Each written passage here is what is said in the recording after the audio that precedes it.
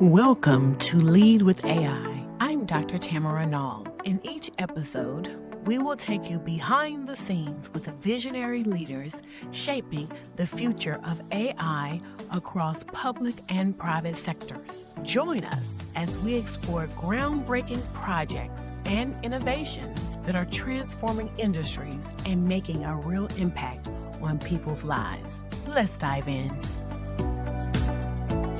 Hello, my name is Nathan Gwilliam, and I'm the founder and CEO of PodUp.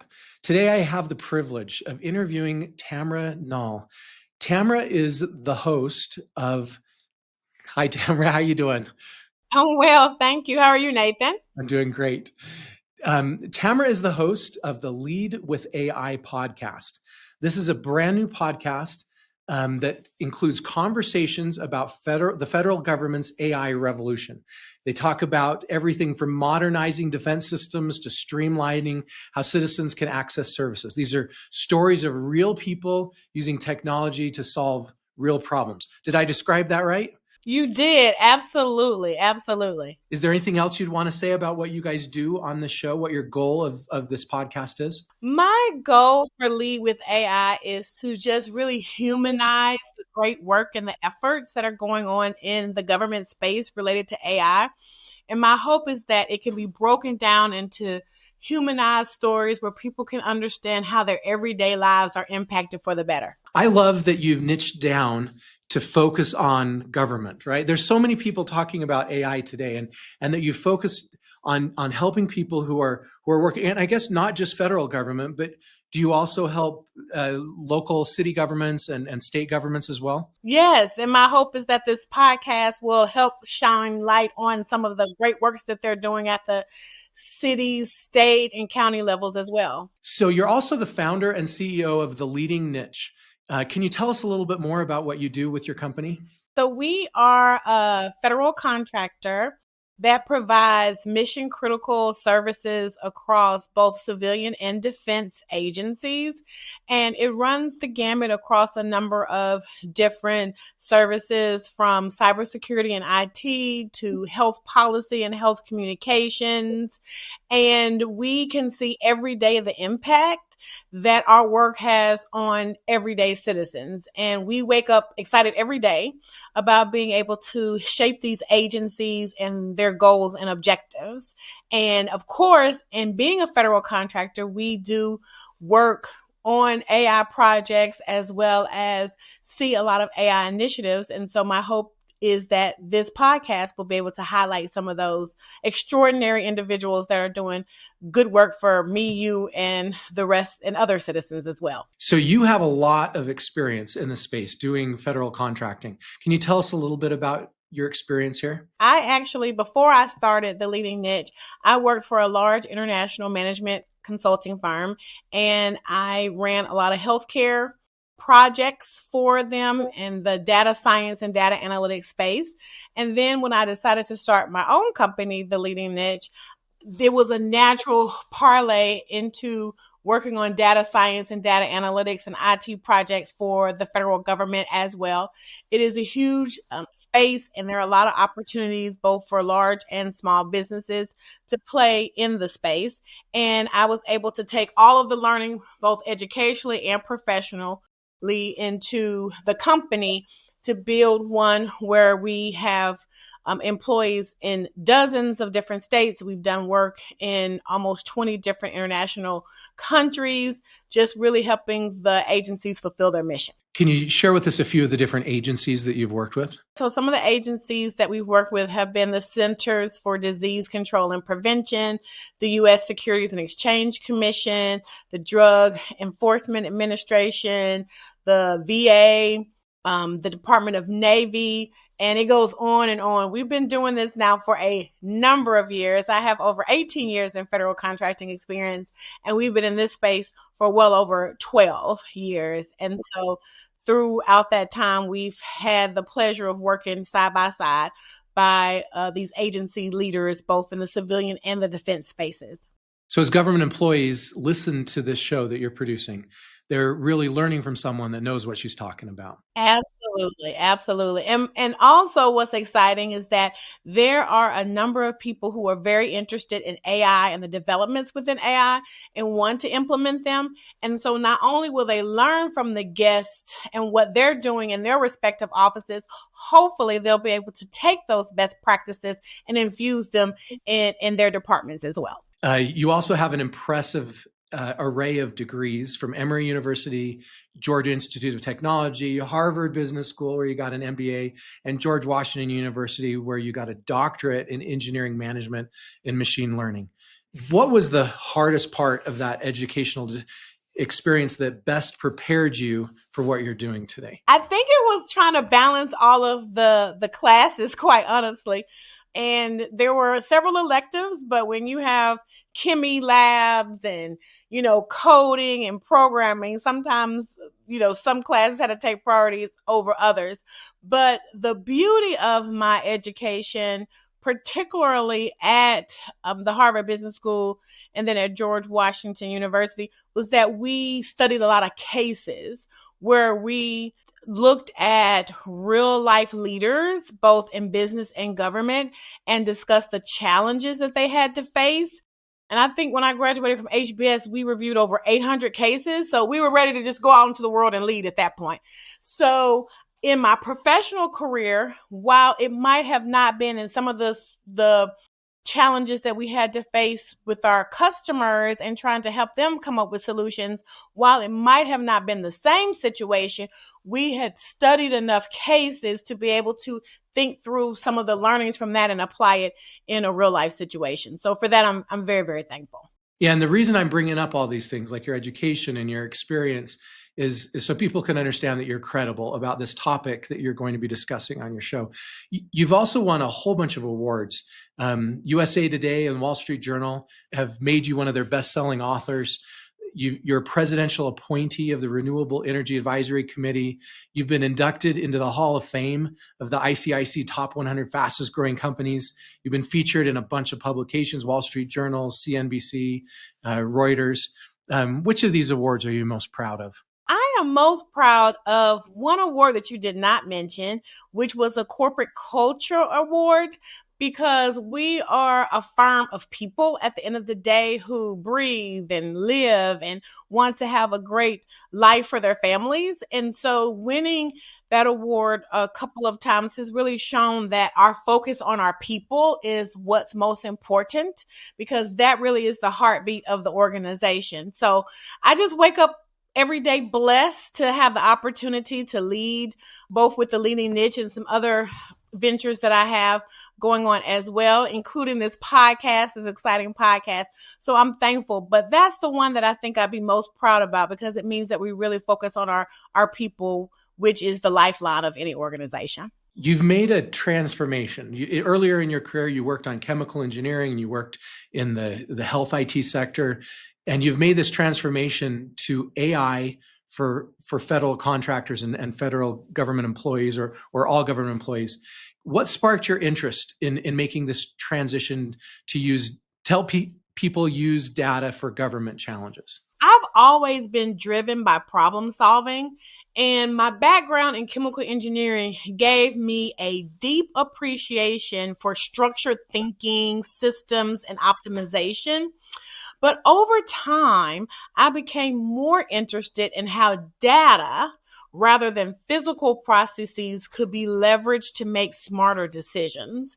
And so working with federal agencies, I saw an opportunity to bridge the gap between data and impact, which are very, very important to see that connection. And given that the government has vast amounts of information, making sense of it in a way that leads to real improvements for citizens is really the challenge. And that's where AI and predictive analytics and data science and automation come in. I wanted to help federal agencies unlock the power of data to create efficiencies, modernize these services, and then ultimately improve lives. So you've talked about making these AI discussions, more approachable and human. Why are you starting this podcast now? I am I'm starting it and so excited about this project because I feel that AI is really at a pivotal moment, especially in government.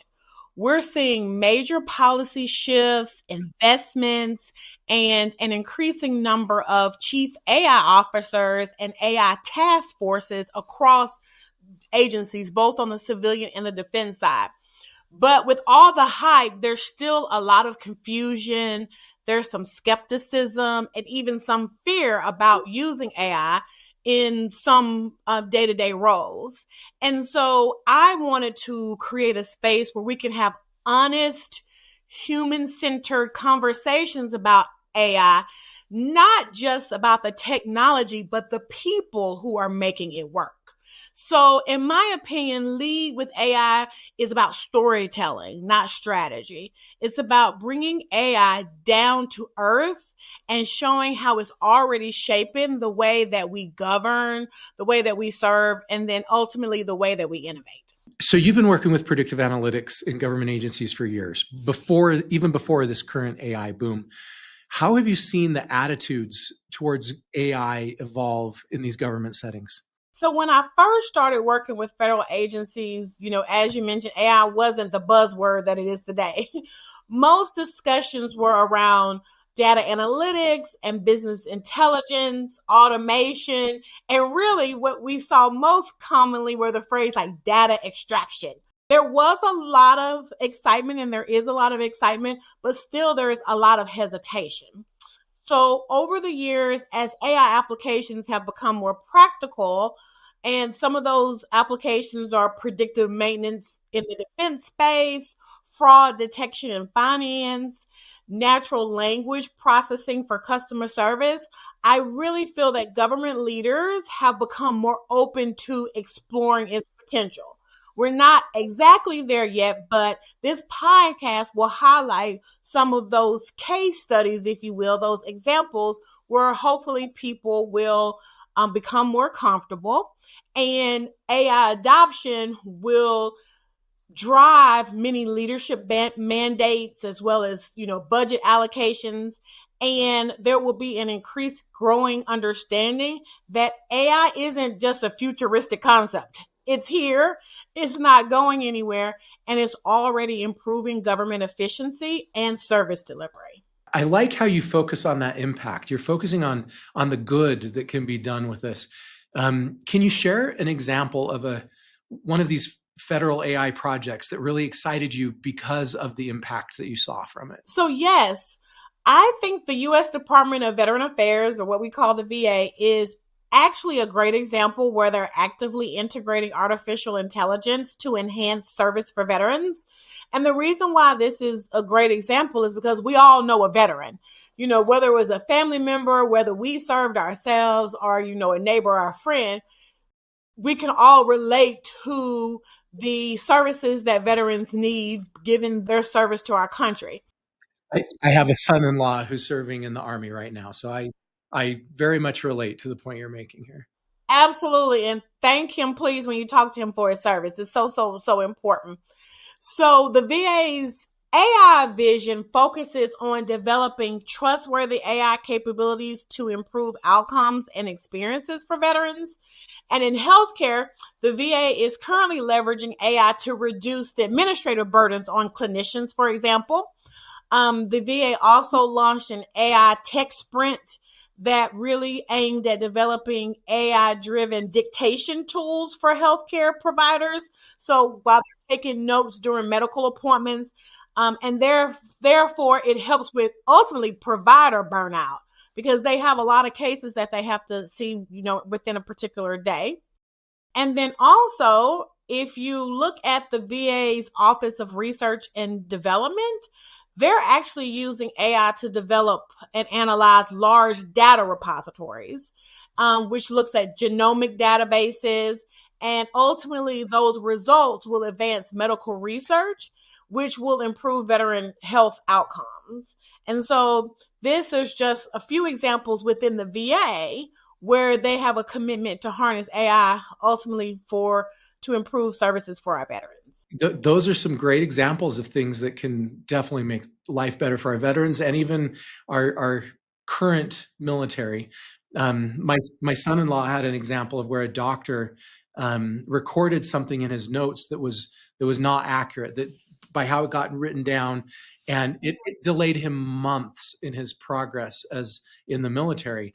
And maybe with AI in that and more accurate note taking of what really happened, that situation wouldn't have happened. So I could see that making a big difference. Absolutely. And AI tools can pick up on that. Even if you have meetings and there's a little chit chat at the beginning or throughout, there are many AI note taking tools that will remove that chatter from the medical notes and just stay to the critical basic components that would help a veteran, and in his case, hopefully decrease the time for his, benefit and service connection approvals. Okay, what are some of the unique challenges of implementing AI in government settings compared to the private sector? I think some of the biggest difference between the government and private sector is the regulatory environment. Government AI projects, they have to comply with very, very strict security, privacy, and ethical considerations. And so thereby that leads to a cultural challenge where in many ways, because of these conflicts and considerations, agencies can tend to be a little bit more risk adverse, and AI requires a mindset shift. So unlike in the private sector where companies can rapidly iterate or experiment, federal agencies have longer procurement cycles, they have legacy systems, and then there's also this complex web of stakeholders that have to be addressed. And so that are some considerations or some challenges that they can face. But in my mind, there is still a silver lining, and that is the public sector has an advantage because it can leverage AI at a scale for societal good. So when AI is deployed successfully in the government, it can impact millions, tens of millions, hundreds of millions of lives in a way that private companies simply can't.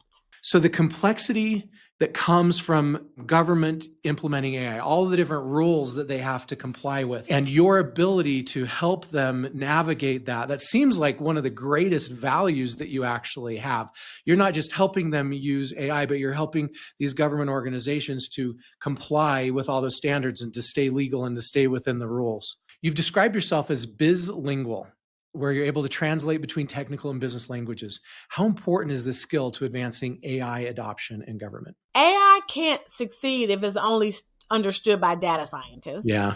There are leaders, policymakers, and end users that need to grasp its value in practical terms. So in my opinion, being bilingual, which I always have been started with my degrees, means that I can translate these complex AI concepts into real world applications that resonate with government decision makers. Yeah. And it's so important, particularly for the end user, the citizen, the everyday American, if you will, to really understand at a very basic level what the benefits are and how their lives have been positively impacted. So in my opinion, it's not just about the algorithms. It's about showing how AI, for instance, can help a contracting officer make faster decisions. A VA assessor or case manager being able to get to a rating for a veteran faster. A healthcare agency improving patient outcomes, or even a transportation department reducing its congestion.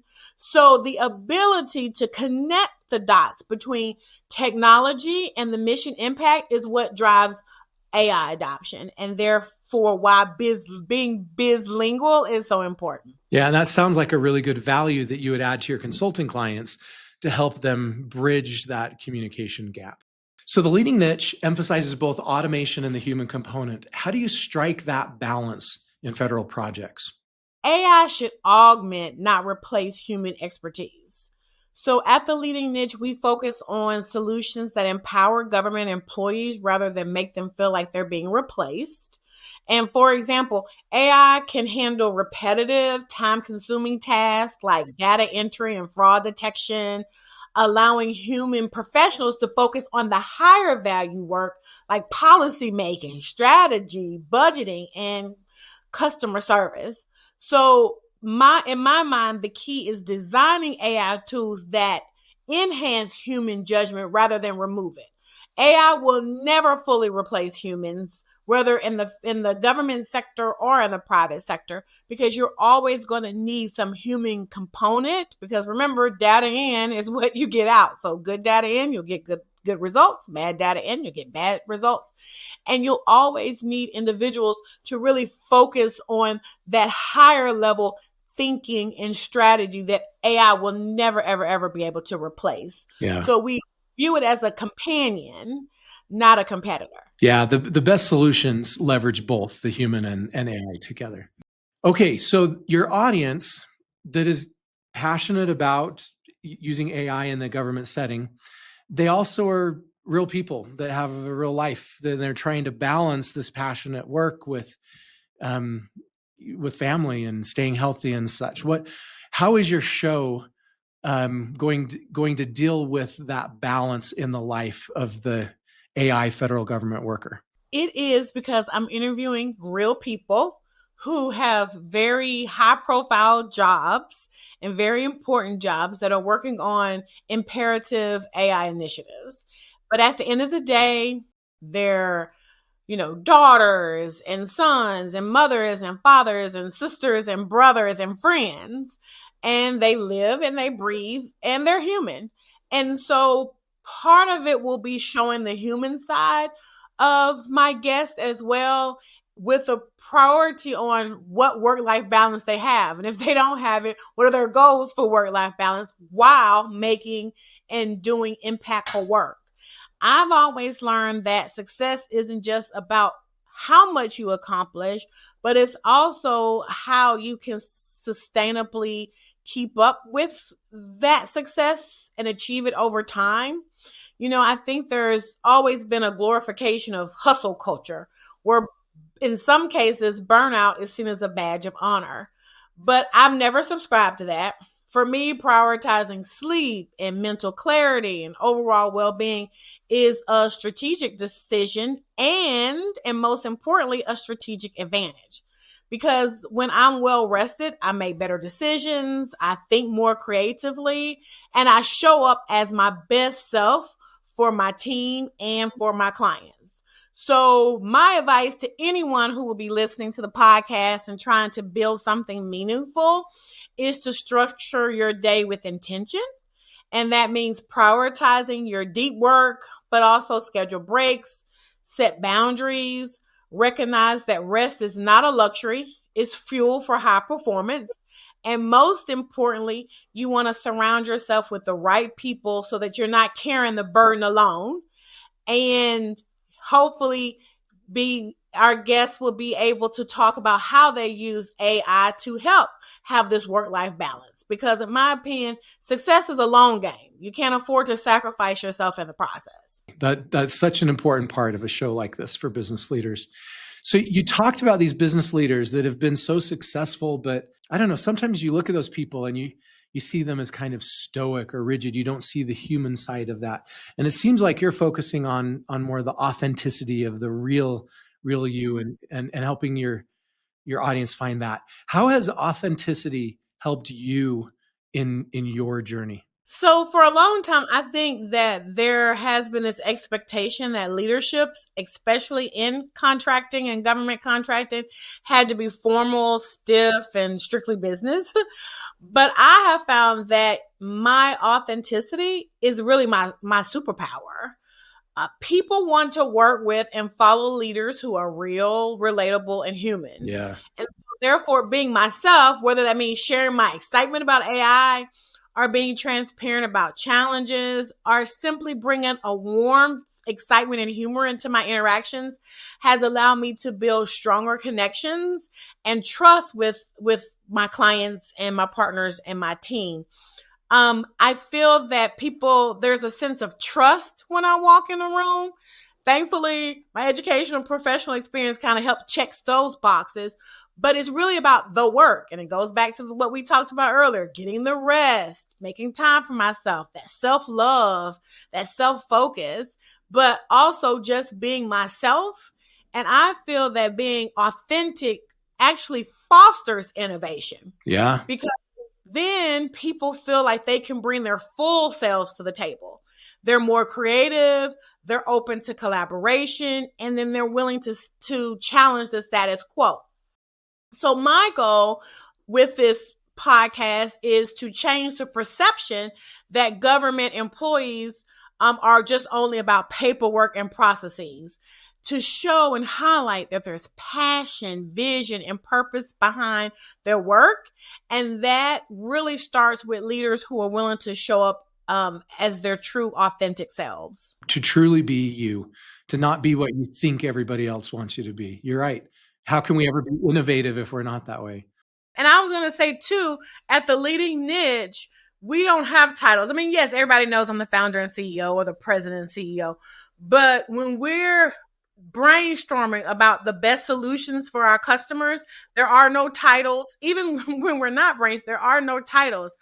I hire really competent people who, in particular areas, my hope is that are smarter than I am in the areas. And then we can all just talk and brainstorm and put items in parking lots if we need to, so that we can really challenge ourselves. There are no dumb questions. There are no dumb answers.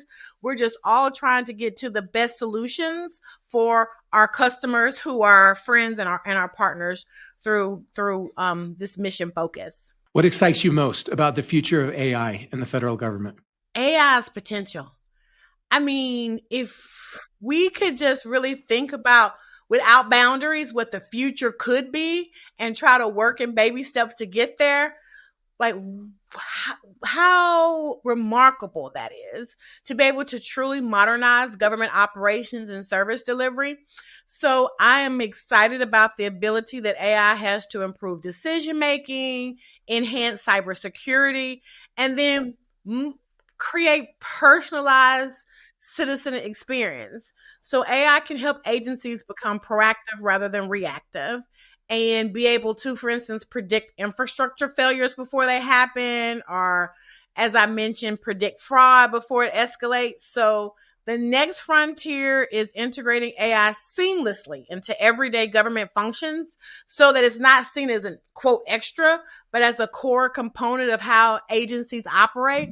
And I feel like the future is endless because of AI's potential. What misconceptions about government innovation would you like to address through this podcast?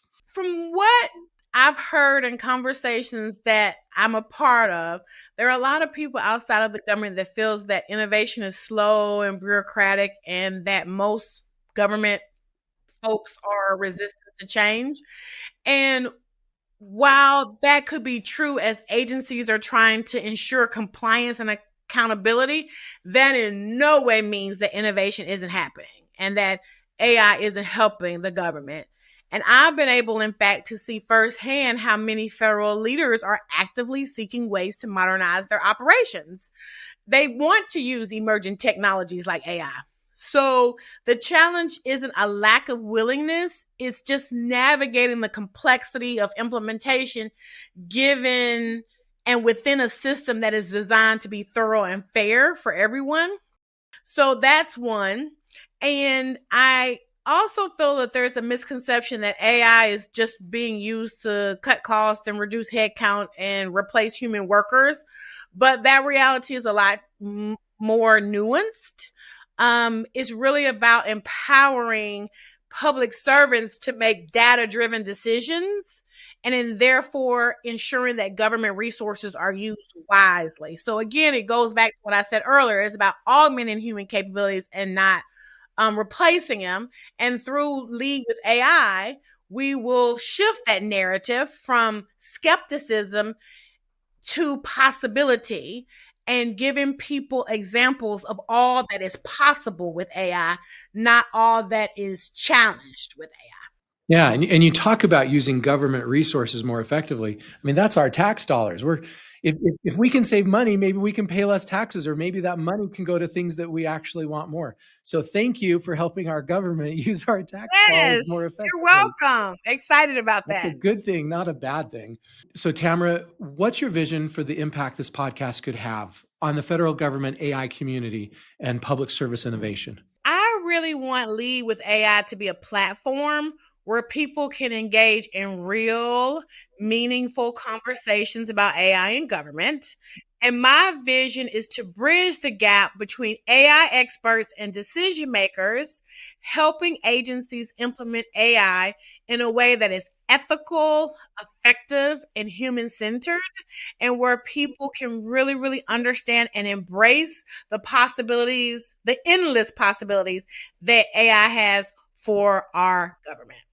Okay, Tamara, so if people have listened to this interview and they want to follow you on this Lead with AI podcasting journey that you're embarking on, what are some of the ways that they can follow you and get this great content that you're creating?